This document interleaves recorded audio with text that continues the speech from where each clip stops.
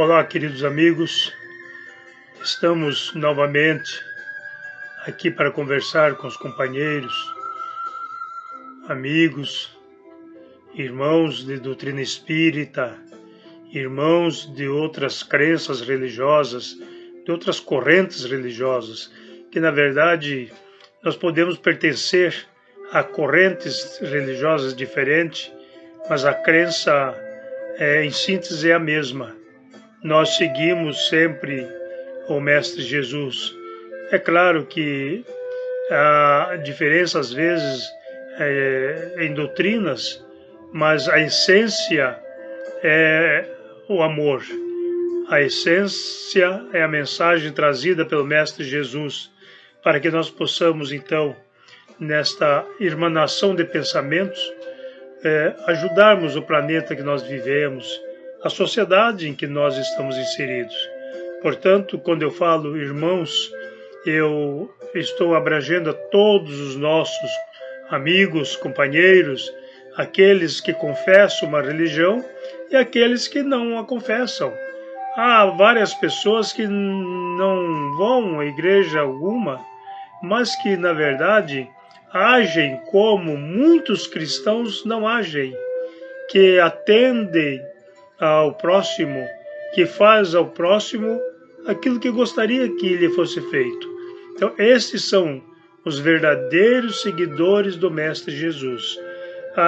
As igrejas, as doutrinas, nos servem como orientação. Então, a doutrina espírita nos ensina que boa é a religião, que faz homens de bem. Alguns interpretam de forma um pouquinho diferente, todas as religiões são boas. Eu não entendo assim, perdoe-me aqueles que entendem. Eu entendo que toda religião que faz homem de bem é boa. O que é ser homem de bem? É a gente buscar a verdade e exercitá-la, praticando. Então, sem fanatismo, sem achar que a nossa religião é a melhor de todas, e fazer a segregação religiosa. Só é irmão aqueles que confessam na minha igreja, só é irmãos aqueles que pensam como eu penso. Não é assim. Deus nos criou a todos de forma igual. A doutrina espírita nos ensina que, na essência, nós somos criados exatamente iguais, que é o princípio inteligente. Só que Deus nos deu 3 atributos importantes, que é a inteligência, a razão e o livre-arbítrio. Através desses atributos é que nós fazemos a nossa caminhada. Nós vamos nos primeiro elaborando, desde lá os reinos inferiores, inaugurando no reino hominal, já com um pensamento contínuo, já procurando instrumentos para a autodefesa, até chegarmos à condição de espíritos jamais civilizados, fazendo parte de uma sociedade organizada. E daqui para frente, até um dia nós chegarmos à condição de espíritos puros. Então, quando alguém pergunta qual é a sua religião, nós falamos, eu sou espírita, outro fala, eu sou católico, outro fala, eu sou protestante. Que interessante que as pessoas falam assim, qual é a sua religião? Eu sou evangélico. Tudo bem, o que é ser evangélico? Outro dia ainda me fizeram essa pergunta. É seguir o evangelho. Mas se eu, muitas vezes na minha pregação, só prego o Antigo Testamento, eu estou sendo bíblico, não evangélico. Há uma diferença entre Bíblia e Evangelho, eu até já falei aqui. É importante entendermos isso. A Bíblia é um livro extraordinário, relata momentos maravilhosos, mas também há suas fantasias, suas histórias, suas alegorias, há textos que precisam ser muito bem analisados para serem compreendidos. Mas claro, o livro dos Hebreus, certo? Que antes deles ou antes da Bíblia já existiam outros livros, como os Vedantas, né, os livros dos mortos, o Bhagavad Gita, já existiu, já havia civilizações que antecederam os hebreus e então e que tinham as suas adorações, as suas divindades, e alguns já trazendo a ideia do Deus único, mas isso se reforça para nós com Abraão, quando ele sai de Ur da Caldeia em busca da terra prometida e levando a mensagem do Deus único, o exemplo da fé. É com Abraão que começa a ideia do Deus único, a fé, e depois se fortalece com Moisés, quando, então, toda a sua saga, segundo também a Bíblia. Mas, na verdade, o Deus que nós encontramos no Antigo Testamento, não que não seja o Deus verdadeiro já à época, mas o Deus que é trazido no Antigo Testamento, é um Deus diferente do Deus que Jesus nos apresenta. Porque lá o Deus é vingativo, o Deus se arrepende, o Deus protege um povo e manda massacrar o outro. Então esse é o Deus que nós encontramos via de regra no Antigo Testamento. O Deus que Jesus nos traz é o Pai Celestial, o Deus amoroso, o Deus justo, aquele que nos ampara e que nos fortalece, não nos desampara. Então, temos falado aqui, eu creio que vale repetir, Deus não castiga ninguém, mas Deus não perdoa ninguém. Deus nos dá a oportunidade para nós nos perdoarmos. Tanto é que a oração que Jesus ensina, Pai, perdoai as minhas dívidas, assim como eu perdoo os meus devedores.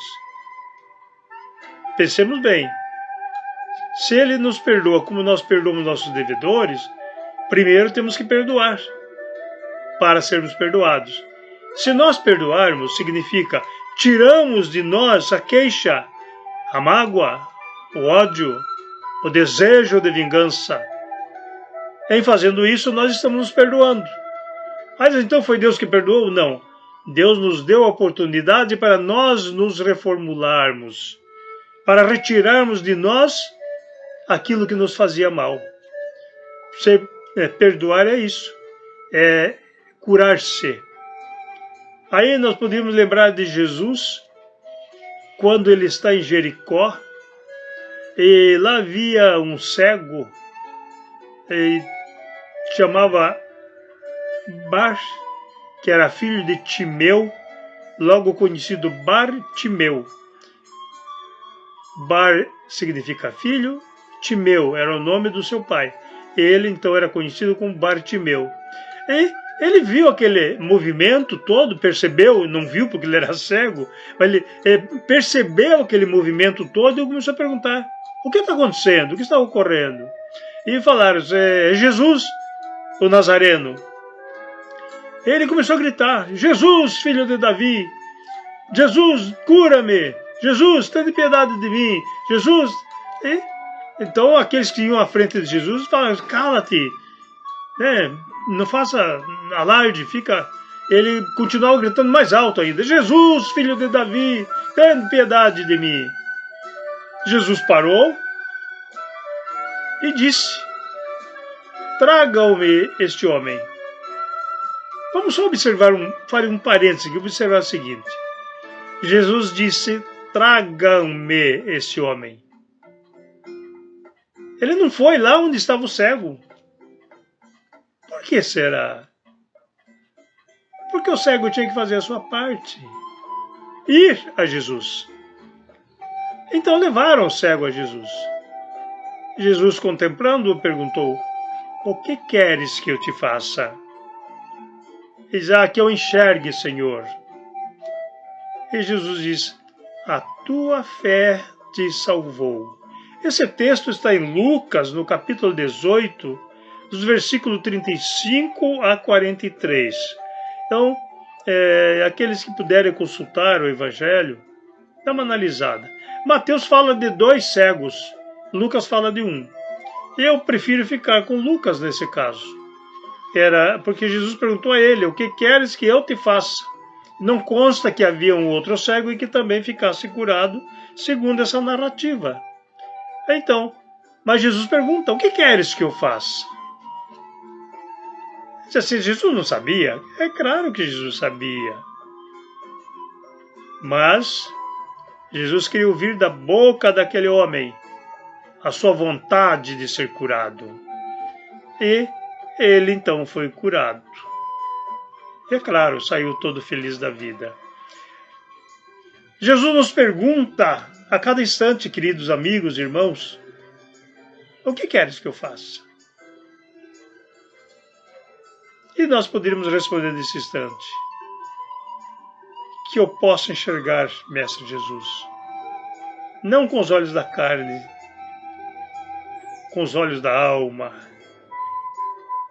enxergar o amor, a caridade, para que possamos levar aqueles que caminham conosco, e muitas vezes ainda de forma difíceis, com sofrimentos, com pés sangrando, levar essa paz, a esperança e a fé. Jesus quer que nós sigamos os seus passos, mas Ele não caminha os nossos passos. Vamos a Ele. Quando despertamos para essa verdade, quando entendemos que somos filhos de Deus, num processo evolutivo, a cada dia procurando extirpar um defeito que carregamos no alforje da nossa existência, colocando uma virtude, nós estaremos nos aparelhando para a nossa caminhada quando empreendermos a viagem à pátria espiritual. Não sabemos qual é o momento. Não sei se será hoje, amanhã, ou ainda há uma década. Na minha idade, já falar em uma década é um tanto de ousadia, mas não sei quanto. É importante que a cada dia, cada instante, nós possamos buscar essa transformação, corrigindo os nossos defeitos. Mas quais são os meus defeitos? São vários, eu tenho certeza, tem se tratando desse que vos fala. É difícil, mas nós nos reconhecemos nos nossos ímpetos. Quando alguém se dirige a nós com palavras que não gostamos, aquele 5 minutos que falamos, que é menos que isso, é um segundo, é naquele ímpeto é que nós nos reconhecemos, é aquilo que nós somos. Estar falando aqui com os irmãos, nesta suavidade, é maravilhoso. O coração pulsa amor. Há uma energia positiva nos envolvendo. Tenho certeza que os bons espíritos estão presentes, os anjos, da Igreja Católica, que não deixa de ser os bons espíritos, estão presentes. Eles estão presentes quando o padre está no púlpito pregando o amor. Está no púlpito quando o pastor bem intencionado está levando a mensagem do amor. Porque eles agem nas criaturas de bem. Os espíritos superiores não têm religião. Logo, nós necessitamos das religiões como freio, como instrumento orientador da nossa caminhada. Mas um dia nós falaremos: não preciso mais de religião, porque eu avancei para a universalização do amor. Então, queridos amigos, que pensemos em Jesus. É o nosso mestre por excelência. E perguntemos a ele hoje: Mestre, o que queres que eu faça? Foi essa pergunta de Saulo de Tarso a 300 metros da cidade de Damasco. Quando ele ia para aprisionar Ananias, que era o líder dos seguidores do carpinteiro, ainda não eram chamados cristãos. Quando ele se aproximava de Damasco para aprisioná-lo, Jesus o encontra. Tamanha é a luz que ele não suporta e cai de sua montaria. E uma voz ele ouve: Saulo, Saulo, por que me persegues? Saulo não questionou, só perguntou: Quem és tu, Senhor? Eu sou Jesus, a quem tu persegues. Saulo não ousou questionar, mas fez a pergunta: Que queres que eu faça, Senhor? Vai à casa de Judas, na rua direita, e lá eu te direi o que fazer. E nesse ínterim, Jesus vai a Ananias e determina que ele vá à casa de Judas e encontre com Saulo de Tarso. É o mais belo encontro do perseguido com o perseguidor, porque lá ele tira a cegueira de Saulo, que está por 3 dias cego, desde o momento do encontro com Jesus. E ele tira como quem tira escama dos olhos, e Saulo volta a enxergar. Mas antes, Ananias questiona Jesus: Mestre, esse é o que nos persegue. E Jesus diz a ele: Não, Ananias, este é o meu vaso escolhido. E Saulo é realmente o maior propagador da mensagem do Mestre Jesus à sua época, numa extraordinária jornada, levando a mensagem do Mestre Jesus em vários lugares. Queridos amigos e irmãos, que Jesus nos abençoe, que tenhamos uma noite e um dia feliz, e que a paz reine em nosso coração.